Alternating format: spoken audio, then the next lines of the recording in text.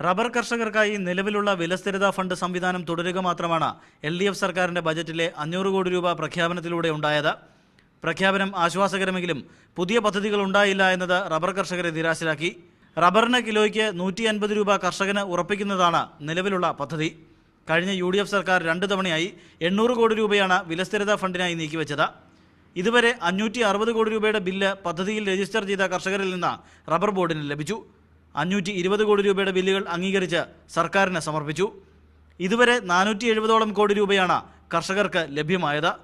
കൃഷിവകുപ്പിൻ്റെയും ധനവകുപ്പിൻ്റെയും ഒപ്പം റബ്ബർ ബോർഡിൻ്റെയും യോജിച്ച പ്രവർത്തനം പദ്ധതി നടത്തിപ്പിന് ആവശ്യമുണ്ടെങ്കിലും കഴിഞ്ഞ സർക്കാരിൻ്റെ കാലത്ത് സമയബന്ധിതമായത് നടപ്പായില്ല. 10 ലക്ഷത്തോളം കർഷകർ രജിസ്റ്റർ ചെയ്യേണ്ട സ്ഥാനത്ത് ഇവിടെ 3.5 ലക്ഷം പേരെ രജിസ്റ്റർ ചെയ്തുള്ളൂ. ആ കാലതാമസം ഒഴിവാകുകയാണെങ്കിൽ ഈ പദ്ധതിയുമായിട്ട് കർഷകർ മുന്നോട്ട് തീർച്ചയായിട്ടും സഹകരണം ഉണ്ടാകും.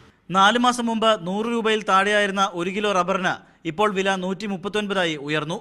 എന്നാൽ ഉൽപ്പാദനം കുറഞ്ഞതിനാൽ വില വർധനയുടെ ഗുണം കർഷകർക്ക് ലഭിക്കുന്നില്ല. ബജറ്റിലെ റബ്ബർ പാർക്കുകളുടെ പ്രഖ്യാപനവും കർഷകർക്ക് നേരിട്ട് ഗുണമുണ്ടാക്കില്ലെന്നാണ് വിദഗ്ധർ ചൂണ്ടിക്കാട്ടുന്നത്.